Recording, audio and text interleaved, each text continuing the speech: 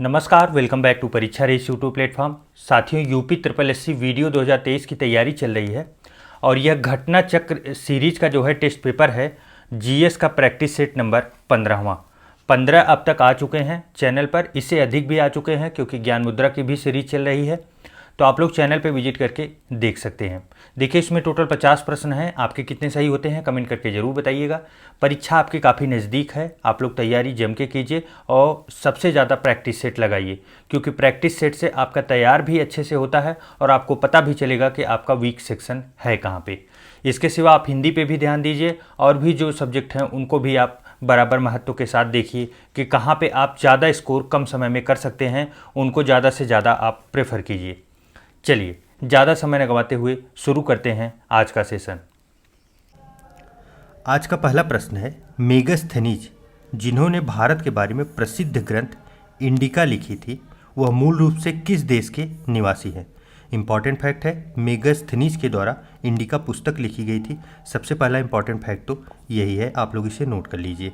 इसमें देखिए कुछ इंपॉर्टेंट फैक्ट है जिसके ऊपर बात करते हैं। सबसे पहली बात यह है कि यह सेलुकस निकोटर का राजदूत था। मेगास्थनीज जो है वह सेलुकस निकोटर का राजदूत था और यह सम्राट जो है चंद्रगुप्त मौर्य के दरबार में आया था।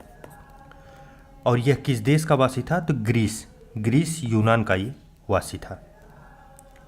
चलिए नेक्स्ट, अशोक के प्रधान शिलालेखों में सबसे बड़ा शिलालेख कौन सा है? अशोक के जितने शिलालेख हैं महत्वपूर्ण हैं और ख़ास करके जो सबसे बड़ा शिलालेख है वह सबसे महत्वपूर्ण है, वो है 13वां शिलालेख। कौन सा? 13वां शिलालेख। और इसमें किस चीज़ का जिक्र किया गया है? तो कलिंग युद्ध का जिक्र जो है 13वें शिलालेख में किया गया है। यह सबसे बड़ा शिलालेख है। नेक्स्ट है, निम्न में से किस शासक की मृत्यु उसके पुस्तकालय की सीढ़ियों से गिरकर हुई थी? पुस्तकालय की सीढ़ियों से गिर के हुई थी, किस शासक की मृत्यु? तो देखिए, हुमायूं की मृत्यु जो है पुस्तकालय की सीढ़ियों से गिर के हुई थी। अच्छा, हुमायूं के ऊपर एक लेखककार थे, इतिहासकार लेन पुल थे। इनके द्वारा ये वक्तव्य दिया गया था कि हुमायूं जीवन भर लड़खड़ाता रहा और लड़खड़ाते हुए अपनी जान दे दी। इसका मतलब ये था कि हुमायूं एक ऐसा शासक था मुगल वंश में जिसके कार्यकाल में शेर शाह सूरी ने अटैक किया था और वह जो है दिल्ली की गद्दी पे शासन किया था। मतलब पूरे मुगल काल का जो कालक्रम चल रहा था उसके बीच में सिर्फ एक राजवंश ऐसा था जिसके से हुमायूं के कार्यकाल के समय जिस समय ये दिल्ली की गद्दी से छोड़नी पड़ी थी, शेर शाह विजयी हो गया था। 4-5 वर्षों तक उसने शासन किया था। इसीलिए बोला जाता है कि ये लड़खड़ाता रहा जीवन भर और लास्ट में पुस्तकालय की सीढ़ियों से लड़खड़ा के गिर गया और इसकी मृत्यु भी हो गई। चलिए नेक्स्ट, प्रारंभ में अकबर का संरक्षक कौन था? काफ़ी महत्वपूर्ण इंपॉर्टेंट फैक्ट है। देखिए, अकबर जो है सिर्फ 14 वर्ष का था जब वो राजगद्दी पे बैठता है। तो 14 वर्ष के बच्चे को राज्य संभालने में काफ़ी मुश्किलें होती थी। इसीलिए जो है बैरम खां इसका संरक्षक बना रहता है और यही समझ लीजिए पूरा नेतृत्व इसी के द्वारा चलाया जाता है। अब बैरम खां जो है इसको अकबर ने कुछ उपाधियां दी थी जो कई बार पूछा गया है। तो खां ने खाना की उपाधि दी थी अकबर ने। चलिए नेक्स्ट है, पानीपत का द्वितीय युद्ध किनके बीच लड़ा गया था? पानीपत का द्वितीय युद्ध महत्वपूर्ण है, पीछे वाले प्रश्न से इसका रिलेशन भी है। तो देखिए, जो पानीपत का द्वितीय युद्ध था यह अकबर और हेमू के बीच लड़ा गया था। कौन से सन में ये हुआ था? तो ये 1556 में हुआ था। अकबर और हेमू अर्थात हेमचंद विक्रमादित्य के बीच। अब देखिए, इस सन में जो है अकबर बहुत छोटी अवस्था में था। इसकी तरफ से लड़ने वाला जो था वो कौन था? तो ये बैरम खां ने ही लड़ा था और बैरम खां ने हेमू की लास्ट में पराजय करने के बाद उसकी मृत्यु भी कर दी थी। इसीलिए बोले ना, पीछे वाले प्रश्न से इसका रिलेशन है। अकबर जो है द्वितीय लड़ाई जो लड़ा था पानीपत के युद्ध में, उस समय अकबर पूरी तरह से बालिग नहीं हुआ था, काफ़ी छोटा था। तो उसका संरक्षक जो सेनापति था वो बैरम खां के द्वारा ही युद्ध विजय किया गया था। चलिए नेक्स्ट है, वर्ष 1905 में बंगाल के विभाजन के दौरान भारत के वायसराय कौन थे? 1905 में जब बंगाल विभाजन होता है, कौन करता है? लॉर्ड कर्जन के द्वारा बंगाल का विभाजन किया जाता है। अच्छा, बंगाल का विभाजन किया क्यों गया था? तो बंगाल का विभाजन इसलिए किया गया था कि यहाँ पे जो है क्रांतिकारी संगठन काफ़ी सक्रिय हो गए थे। संगठन काफ़ी सक्रिय हो गए थे और एकजुटता देखने की वजह से अंग्रेज जो है वो डिवाइड करने का पूरा प्रयास करते थे कि कहीं एकजुट इकट्ठा हो न जाए, सबकी पावर एक हो जाएगी तो हम लोग यहाँ से भगा दिए जाएंगे। इसीलिए लॉर्ड कर्जन ने ये कूटनीति चली और 1905 में बंगाल को 2 भागों में विभाजित कर दिया। अच्छा, ये एक फैक्ट यहाँ से ये इम्पॉर्टेंट है कि बंगाल विभाजन कब रद्द कर दिया गया था? तो ये 1911 में दिल्ली में जब दिल्ली दरबार लगा था उसी समय बंगाल विभाजन रद्द कर दिया गया। और इसी दिल्ली दरबार में एक और फैक्ट इम्पॉर्टेंट है कि दिल्ली दरबार में इसी में जो है राजधानी परिवर्तन कर दी जाती है। राजधानी परिवर्तन करने की घोषणा कर दी जाती है और 1912 में पूरी तरह से राजधानी परिवर्तित होकर दिल्ली चली जाती है। इसके पहले राजधानी कोलकाता थी। चलिए नेक्स्ट है, अंग्रेजों के खिलाफ भारतीय सैनिकों द्वारा पहला बड़े पैमाने पर विद्रोह विल्लोर विद्रोह। विल्लोर विद्रोह किस वर्ष हुआ था? देखिए, विल्लोर विद्रोह कब होता है? तो इसका सन जो था ये 1806 में होता है। अच्छा, उस समय जो है वायसराय किसका शासनकाल रहता है? तो ये जॉर्ज बार्ले के कार्यकाल में होता है। अच्छा, इसका कारण क्या था? तो कारण ये था कि जो सिपाही थे, सिपाही अपने धार्मिक जो है धार्मिक चिन्ह का प्रयोग करते थे अपने की सामग्री थी या युद्ध के समय। जैसे होता नहीं कि लड़ाई के समय कोई अगर हिंदू है तो जय बजरंग बली करके लड़ेगा, बाकी सब अपने अपने धर्म का नाम लेके लड़ेंगे। तो ये सब चीज़ें उसके साथ कुछ अपना चिन्ह भी लेते हैं, माथे पे तिलक टीका लगाते हैं, इसका प्रयोग करते थे। तो उसको रोकने का प्रयास किया गया था, इसी वजह से ये विल्लोर विद्रोह हुआ था। चलिए नेक्स्ट, मेरठ छावनी में 1857 के सैनिक विद्रोह की शुरुआत कब हुई थी? 1857 का सैनिक विद्रोह, अर्थात जिसे 1857 की क्रांति भी कही जाती है। देखिए, इसकी शुरुआत जो होती है सैनिक विद्रोह की वह 10 मई 1857 को होती है। अच्छा, ये विद्रोह हुआ क्यों था? तो हुआ इसलिए था कि चर्बी वाला कारतूस का प्रयोग किया जाता था। उसी समय नया नया इनफील्ड राइफल एक आई थी बंदूक, जिसमें जो है चर्बी वाले कारतूस का प्रयोग किया जा रहा था। और उस चर्बी वाले कारतूस में ये अफवाह फैल गई। अफवाह क्या, उसमें कुछ सच्चाइयाँ भी थी, तभी अफवाह फैलती थी कि जो उसका कारतूस बना था, कारतूस को लॉक करने के लिए चर्बी का जो है प्रयोग किया जाता था। अब यह माना जाता है कि यह चर्बी में जो है वो सूअर, पिग के मांस का प्रयोग किया गया है और दूसरा जो है गाय के मांस का प्रयोग करके इस कारतूस को सील किया गया है। अब इस सील को जो है अपने मुख से खोलना होता था। तो अब इसमें क्या हुआ कि हिंदू धर्म वाले गाय से वर्जित थे और मुस्लिम भाई जो थे वो सूअर से वर्जित थे। तो इन्होंने सबने मिलके संग्राम फैला दिया कि नहीं, हम नहीं इस्तेमाल करेंगे। इसी वजह से इतना बड़ा संग्राम हुआ। मंगल पांडे जब मना करते हैं तो उनको जो है प्रताड़ना दी जाती है और प्रताड़ना की वजह से वो क्रोधित हो जाते हैं और एक अंग्रेज की जान ले लेते हैं, अंग्रेज अधिकारी की, और इसी वजह से उन्हें जो है फांसी पर लटका दिया जाता है। यहीं से क्रांति की पूरी शुरुआत हो जाती है। चलिए नेक्स्ट है, लोकसभा के पहले स्पीकर कौन थे? लोकसभा के पहले स्पीकर कई बार परीक्षाओं में आया भी है। देखिए, जो लोकसभा के पहले स्पीकर थे वो थे जीवी मावलंकर। जीवी मावलंकर जी थे पहले स्पीकर। इंपॉर्टेंट फैक्ट है, कई बार परीक्षाओं में आ चुका है। अच्छा, दूसरा फैक्ट ये है कि पहले उपाध्यक्ष कौन थे? उपाध्यक्ष कौन थे, जिसे वाइस स्पीकर भी कहा जा सकता है? तो एम अनंत अय्यर थे, ये पहले उपाध्यक्ष थे। आप लोग इन्हें भी याद रखिए क्योंकि यहाँ से भी प्रश्न बनाए जा सकते हैं। नेक्स्ट देखिए, यह भी लोकसभा अध्यक्ष से बनाया गया प्रश्न है कि लोकसभा अध्यक्ष का कुल कार्यकाल सर्वाधिक किसका रहा? किसने सर्वाधिक समय तक कार्यकाल किया? देखिए, सबसे अधिक समय तक अगर बात की जाए तो 7वीं लोकसभा और 8वीं लोकसभा के लिए डॉक्टर बलराम जाखड़ थे। ये काफ़ी महत्वपूर्ण है क्योंकि ये जो है ये 1980 से लेके 1989 तक कार्यकाल इनका रहता है। काफ़ी समय तक ये कार्यकाल अपना पूरा करते हैं, लगभग 9 वर्षों तक। अच्छा, एक फैक्ट इस समय इम्पॉर्टेंट है कि 17वां इस समय चल रहा है। 17वां जो है लोकसभा चल रही है और 17वें अध्यक्ष कौन है? तो ओम बिरला है, ओम बिरला। नेक्स्ट है, प्रत्येक 2 वर्षों के बाद राज्यसभा के कितने सदस्यगण सेवानिवृत्त हो जाते हैं? देखिए, राज्यसभा अनुच्छेद 80 में जिक्र किया गया है। कार्यकाल कितना होता है? 6 वर्ष का। 6 वर्ष का। देखिए, राज्यसभा एक ऐसी संस्था है जो कभी विघटित नहीं होती। विघटित नहीं होगी तो इसके सदस्य कैसे बदलेंगे? यही इंपॉर्टेंट है, यही प्रश्न बनाया गया है। देखिए राज्यसभा के जो सदस्य होते हैं वो टोटल एक तिहाई करके तीन बार बदले जाते हैं। तो 2 वर्षों में आप ये समझिए कि 2 वर्षों में अगर सपोज कीजिए कि 2 वर्षों में अगर एक तिहाई बदले जा रहे हैं तो 6 वर्ष आते आते पूरी तरह से नए हो जाएंगे। तो यही इसमें पूछा गया है। तो एक तिहाई सदस्य जो है 2 वर्षों के बाद सेवानिवृत्त हो जाते हैं। अच्छा, राज्यसभा में जो है कितने इस समय सदस्य हैं? तो देखिए जो निर्वाचित हैं वो 238 और प्लस 12 जो है मनोनीत करते हैं। कौन करता है? तो मनोनीत जो है वो राष्ट्रपति मनोनीत करते हैं। और उसके बाद टोटल मिला के कितना हो गया? तो टोटल हो गया 250। चलिए नेक्स्ट, निम्नलिखित में से कौन कैबिनेट स्तर का होता है? कैबिनेट स्तर के कौन होते हैं? मंत्री होते हैं।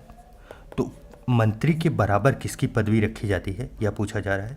तो देखिए विपक्ष का जो नेता होता है, हम लोगों के सदन की खासियत देखिए, विपक्ष के नेता की जो रैंकिंग है वो कैबिनेट स्तर के मंत्रालय के बराबर दी गई है। को कितना ज़्यादा पावर दिया गया है, संविधान की यही खूबी आप लोग जरूर ध्यान रखिए। चलिए नेक्स्ट, निम्नलिखित स्थानों में से किसे एमराल्ड द्वीप समूह के नाम से जाना जाता है? देखिए एमराल्ड का मतलब क्या होता है? तो जैसे चमकीला जो रत्न होता है, चमकीले रत्न के समान जो है ये चमकता है, इसे ही एमराल्ड द्वीप समूह कहते हैं। तो ये कौन है? अंडमान निकोबार द्वीप समूह है। अच्छा, अंडमान निकोबार द्वीप समूह में टोटल कितने द्वीप हैं? तो 572 छोटे बड़े द्वीप मिला के हैं। काफ़ी बड़ी संख्या है, इसलिए महत्वपूर्ण है, आप लोग ध्यान में रखिए। अच्छा, यहाँ की राजधानी क्या है? तो पोर्ट ब्लेयर। चलिए नेक्स्ट, निम्नलिखित में से कौन सा पर्वतीय दर्रा उत्तराखंड में स्थित नहीं है? पर्वतीय दर्रा। देखिए परीक्षाओं में जो है ये दर्रों से महत्वपूर्ण प्रश्न हमेशा बनते रहे हैं। कौन सा दर्रा किस राज्य में अवस्थित है, ये कई बार पूछा गया है। तो इसमें देखिए सिपकिला दर्रा जो है ये उत्तराखंड में न अवस्थित होकर यह कहाँ पे है? तो ये हिमाचल प्रदेश में है। कहाँ? हिमाचल प्रदेश में। ये महत्वपूर्ण है। दर्रों के ऊपर हमने एक शॉर्ट वीडियो जो है जियोग्राफी शॉर्ट करके चैनल पे अपलोड किया गया है, जो आपको दिखाई दे रहा है बगल में। आप वहाँ पे जाके पूरी तरह से इसे देख सकते हैं। वहाँ पे शॉर्ट वीडियो में मैप के माध्यम से बहुत से टॉपिक कवर किए गए हैं, आपकी परीक्षा के लिए काफ़ी महत्वपूर्ण है। चलिए नेक्स्ट है, निम्नलिखित में से किस भारतीय पर्वतीय चोटी की ऊंचाई सबसे कम है? सबसे कम पूछी जा रही है, ज़्यादा नहीं पूछी जा रही है, विशेष ध्यान दें। इसमें कौन कौन सी है? कंचनजंगा, नंदा देवी, कामेट और मुकुट पर्वत। देखिए जो कंचनजंगा है इसकी हाइट कितनी है? तो ये है 8598 मीटर। और उसके बाद नंदा देवी की बात अगर की जाए तो 7816 मीटर। और वहीं कामेट पर्वत की बात की जाए तो ये है 7756 मीटर। और मुकुट पर्वत तो ये 7242 मीटर। तो सबसे कम हाइट किसकी है? मुकुट पर्वत की हाइट जो है सबसे कम है। चलिए नेक्स्ट, विश्व में सबसे बड़ा गर्म रेगिस्तान कौन सा है? विश्व का सबसे बड़ा और गर्म रेगिस्तान कौन सा है? तो वो हम लोगों को पता है सहारा रेगिस्तान। कहाँ पे अवस्थित है? अफ्रीका महाद्वीप में। अच्छा, अफ्रीका महाद्वीप को और किस नाम से जाना जाता है? अंध महाद्वीप के नाम से जाना जाता है। अफ्रीका महाद्वीप की एक और खासियत है कि यहाँ से कर्क रेखा, मकर रेखा और जो है भूमध्य रेखा, तीन की तीन रेखाएं जो है यहाँ से गुजरती हैं। चलिए नेक्स्ट देखिए, देश दिए गए हैं और उनकी राजधानियाँ दी गई हैं। चलिए मैच कराते हैं। तंजानिया कहाँ है? तो तंजानिया की जो राजधानी है वो है डोडोमा। उसके बाद फिर केनिया की नैरोबी है। और नामीबिया जो है नामीबिया की विडंगहोएक, जिसे पिंडरडोक भी कहा जाता है। उसके बाद फिर मोरक्को रबात। नामीबिया की राजधानी आप लोग याद रखिए, क्योंकि नामीबिया से क्या आया है? हमारे देश में चीते आए हैं, महत्वपूर्ण है, इसलिए आप लोग इसे ध्यान में रखें। चलिए कूट की सहायता से कितने हुए? तो कूट की सहायता से जो हम लोगों का नंबर बन रहा है वो बन रहा है 3241। सही जवाब ऑप्शन नंबर ए होगा।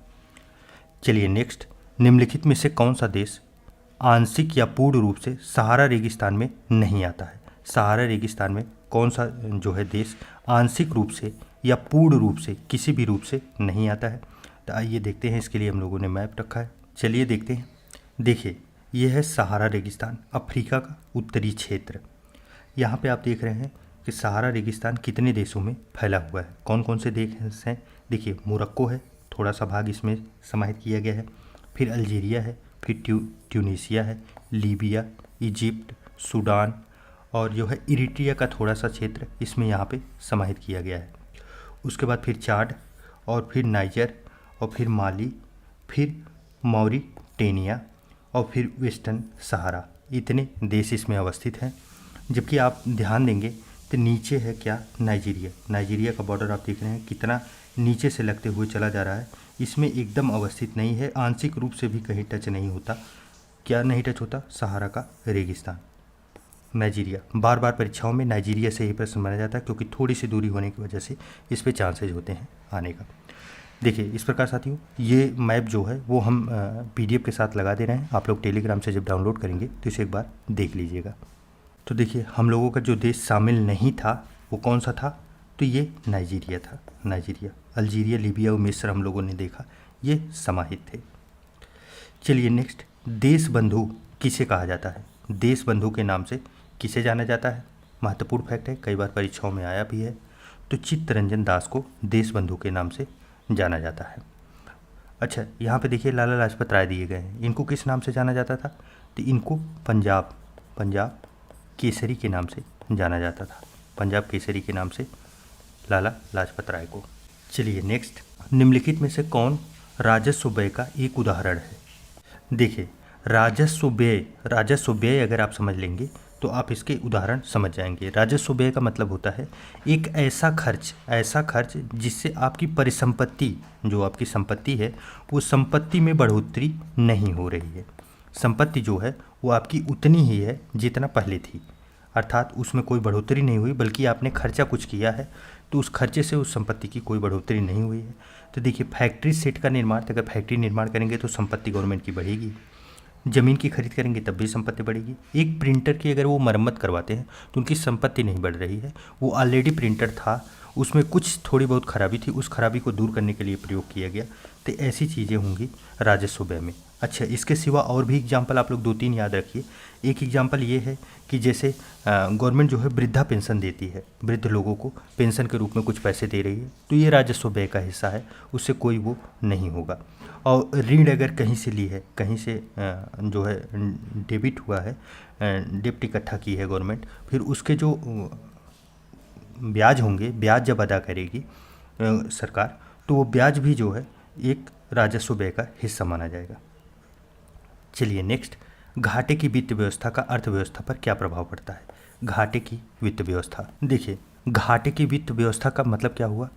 घाटे की वित्त व्यवस्था का मतलब ये हुआ कि आय कम है, आय से अधिक व्यय करना। घाटे को, मान लीजिए कोई घाटा है, घाटे को पूरा करने के लिए क्या करेगी गवर्नमेंट? पैसे इकट्ठा करेगी। पैसे बनाने के लिए तरह तरह का नई मुद्रा छापी जाएगी या तो कुछ और की जाएगी, तो जिसकी वजह से मार्केट में जो है, मार्केट में पैसे बढ़ेंगे। जब पैसे ज़्यादा छप के आएंगे तो मार्केट में पैसे बढ़ेंगे, पैसों की संख्या बढ़ेगी। लेकिन जो इकाइयाँ हैं, जो जैसे उत्पादन इकाइयाँ हैं, मान लीजिए प्याज तो उतना ही पैदा हुआ, या तो मोटरसाइकिल जो है उतनी ही निर्मित हुई जितना पहले थी। तो अब चूँकि पैसा लोगों के पास ज़्यादा है और जो स्थिति है, जो सामान वस्तुएं थी वो सेम टू सेम उतनी ही स्थिर पड़ी हुई हैं, तो क्या होगा कि उसी वस्तुओं को लेने के लिए लोग ज़्यादा पैसा स्पेंड करने के लिए तैयार हो जाएंगे। सबके पास पैसा ज़्यादा है, वो प्याज वाला अगर बोल रहा है कि 80 रुपये किलो में दूंगा, तो कहेंगे कोई बात नहीं, मेरे पास 80 रुपये है, तुम ले लो, मुझे दे दो।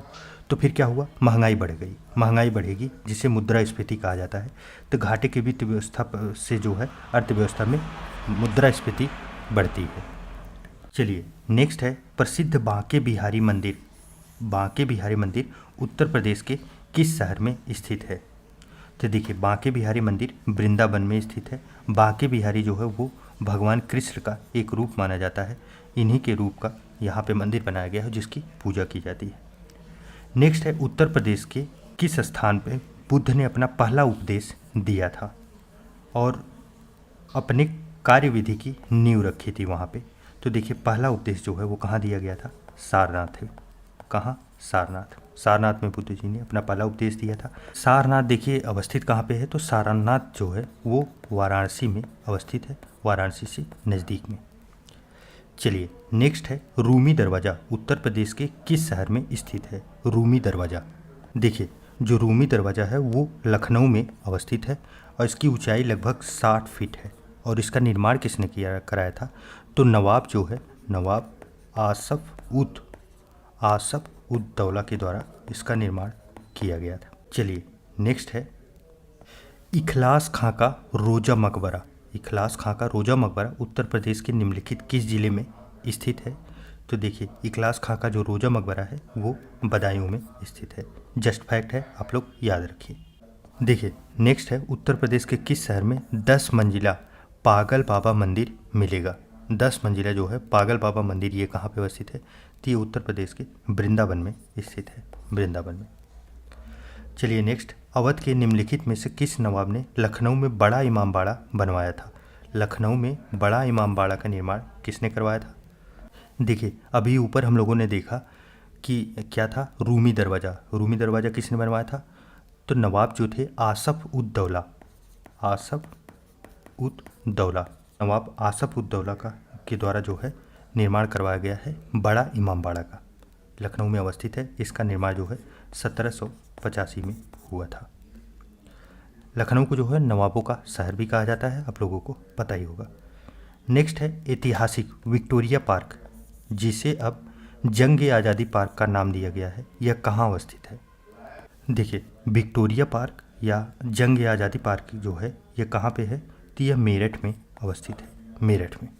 देखिए नेक्स्ट है प्रकाशी सूक्ष्मदर्शी लाइट माइक्रोस्कोपी में किसके लिए तेल निमज्जन का प्रयोग किया जाता है? तो देखिए तेल निमज्जन का प्रयोग जो है उस सूक्ष्मदर्शी की विभक्त शक्ति, जो सूक्ष्मदर्शी की विभक्त शक्ति है उसको बढ़ाने के लिए प्रयोग किया जाता है। चलिए नेक्स्ट, निम्नलिखित में से किसे निकट दृष्टि दोष के रूप में जाना जाता है?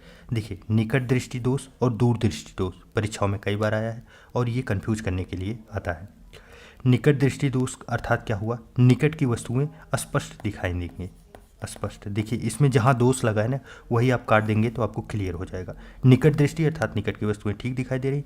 दूर दृष्टि दोष लिखा होगा तो दोष जो है काट दीजिए आप, दूर दृष्टि स्पष्ट दिखाई देगा। अच्छा, इसे और किस नाम से जाना जाता है? तो कई बार परीक्षाओं में मायोपिया के नाम से भी पूछा गया है, मायोपिया। अब यहाँ पे क्या है? मायोपिया जो है इसका उत्तर हो गया। और यहाँ पे ये पूछा ये जाता है कि कौन सा लेंस का प्रयोग करके इस निवारण को दूर किया जा सकता है? तो ये है अवतल लेंस। अवतल लेंस के प्रयोग से निकट दृष्टि दोष को दूर किया जा सकता है, जबकि दूर दृष्टि दोष रहता तो उत्तल लेंस का प्रयोग होता। चलिए नेक्स्ट है जंग लगने पर लोहे का भार क्या होगा? अगर कोई लोहा है उसमें जंग लगता है तो लोहे का भार क्या होगा? तो लोहे का भार जो है वो बढ़ता है, घटता नहीं है। आप लोग विशेष ध्यान रखिए, क्योंकि कई बार ऐसा लगता है कि जंग लगने पर लोहे का भार घटता होगा, लेकिन घटता नहीं, बढ़ता है। ये बढ़ता क्यों है? क्योंकि जो जंग का निर्माण होता है, मान लीजिए लोहे की प्लेट है, जब इस पर जंग का निर्माण होगा तो ये किसकी वजह से होगा? ऑक्सीजन की वजह से होगा। ऑक्सीजन जो वायुमंडल में उपस्थित है उससे रिएक्शन करके ये नमी को अवशोषित करके एक कवरिंग बनाता है जिसे जंग कहा जाता है। और यह ऑक्सीजन जब इसमें कैद होता है तो उससे वजन जो है बढ़ता है। नेक्स्ट है पारद मिश्रण या अमलगम कहलाने के लिए किसी मिश्र धातु में निम्नलिखित में से किसका होना आवश्यक है? देखिए पारद मिश्रण या अमलगम कहलाने के लिए मिश्र धातु में पारा का होना अति आवश्यक होता है। पारे से ही निर्मित किया जाता है अमलगम। नेक्स्ट है हमारे पेट में स्थित पाचन रस में मुख्य रूप से कौन सा एसिड जो है वो पाया जाता है? पाचन रस के रूप में कौन सा एसिड मुख्य कार्य करता है? तो ये है हाइड्रोक्लोरिक एसिड, जिसे क्या बोलते हैं? HCl बोला जाता है। नेक्स्ट है किस प्रक्रिया के द्वारा जो है सौर गतिज ऊर्जा कार्बोहाइड्रेट की रासायनिक ऊर्जा में बदल दिया जाता है? सौर जो है गतिज ऊर्जा किसकी वजह से रासायनिक ऊर्जा में परिवर्तित होता है? तो ये प्रकाश संश्लेषण जो है हरे पौधे जब करते हैं तो ये रासायनिक ऊर्जा में परिवर्तित कर देते हैं सौर ऊर्जा को। चलिए नेक्स्ट, नारंगी का फल प्रचुर स्रोत होता है। नारंगी का फल अर्थात ऑरेंज। ऑरेंज की बात की जा रही है। जो ऑरेंज होता है वो किस चीज़ के लिए प्रचुर मात्रा इसमें होती है? तो इसमें विटामिन जो है सबसे प्रचुर मात्रा में पाया जाता है। अच्छा, कौन कौन से विटामिन पाए जाते हैं? तो विटामिन ए, ई और B6 प्लस सी विटामिन प्रचुर मात्रा में इसमें पाए जाते हैं। चलिए नेक्स्ट, अब देखिए करंट अफेयर के प्रश्न। नेक्स्ट है, जुलाई 2022 में किन दो राज्यों ने 7 दशक पुराने सीमा विवाद को हल करने हेतु नामसाई घोषणा पत्र पर हस्ताक्षर किए? महत्वपूर्ण फैक्ट है, आप लोग ध्यान में रखिए। नामसाई जो है घोषणा पत्र, ये पूछा जा सकता है सीधे सीधे कि नामसाई घोषणा पत्र किससे किससे संबंधित है। तो देखिए, ये जो दो राज्यों का सीमा विवाद था ये असम और अरुणाचल प्रदेश के बीच हुआ था। इन्हीं के बीच ये विवाद काफ़ी पुराना था, 7 दशक पुराना, आप समझ सकते हैं लगभग 70 वर्ष पुराना जो है ये विवाद था। उसे सॉल्व कर लिया गया है, हल कर लिया गया इन दो राज्यों के बीच। नेक्स्ट है, 15 अगस्त 2022 को किस संगठन ने स्वतंत्रता दिवस के अवसर पर पृथ्वी से लगभग 30 किलोमीटर ऊपर आसमान में भारतीय ध्वज फहराया? भारतीय ध्वज फहराया यह किसके द्वारा किया गया? यह स्पेस किड्स इंडिया के द्वारा किया गया। स्पेस किड्स इंडिया के द्वारा 30 किलोमीटर ऊपर जो है भारतीय ध्वज फहराया गया। अच्छा, ये स्पेस किड्स इंडिया है क्या? तो भारत में जो है नवयुवक जो है वो रुझान दिखाएं अपना, खास करके स्पेस में, इसीलिए ये इसकी स्थापना की गई है कि छोटे छोटे बच्चे अपना एक मिसाइल निर्माण करते हैं और इसरो की मदद से इसे भेजा जाता है। चलिए नेक्स्ट है, अगस्त 2022 में किसने भारत के 14वें उपराष्ट्रपति के रूप में पदभार ग्रहण किया? वेरी वेरी इंपॉर्टेंट है, आप लोग विशेष ध्यान रखिए। यह कौन विजेता हुए उपराष्ट्रपति, इस समय कौन बन गए हैं? तो ये हैं जगदीप धनखड़ जी। जगदीप धनखड़ जी, इससे पहले ये क्या थे? तो ये राज्यपाल थे। राज्यपाल कहाँ के थे? तो ये वेस्ट बंगाल के राज्यपाल थे। अच्छा, एक फैक्ट यहाँ पे ये बन सकता है कि ये किसको पराजित किए हैं? तो ये पराजित किए हैं मार्गरेट अल्वा को। अच्छा, किसके स्थान पर आए हैं? तो वो वेंकैया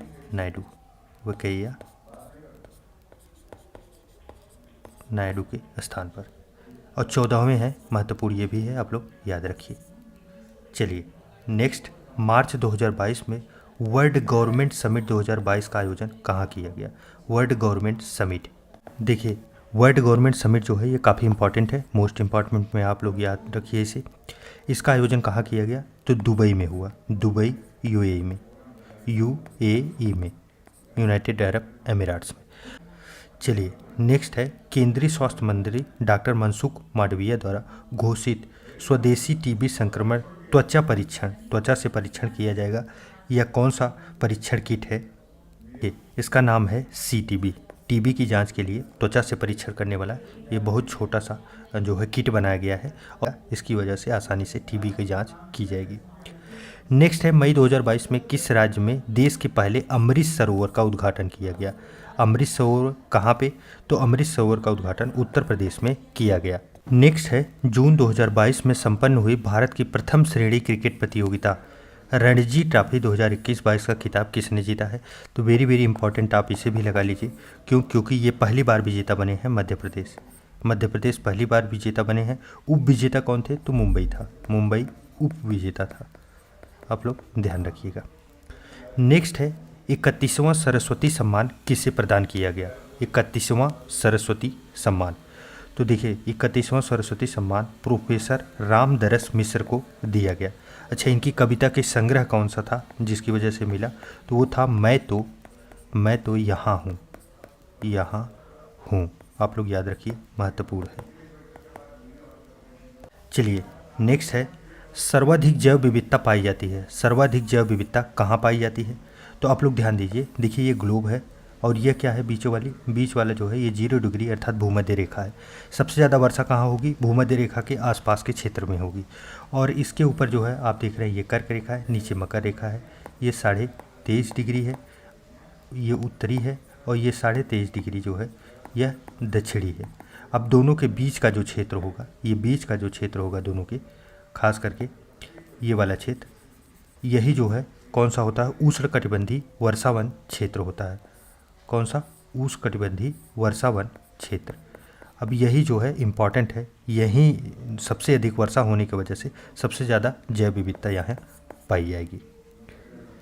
चलिए नेक्स्ट है गैस जो धान के खेत में उत्सर्जित होती है तथा भूमि के तापमान में वृद्धि करती है, अर्थात ग्लोबल वार्मिंग। ग्लोबल वार्मिंग में जो है पार्टिसिपेट करती है, ग्रीन हाउस गैस है, ग्रीन हाउस गैस है।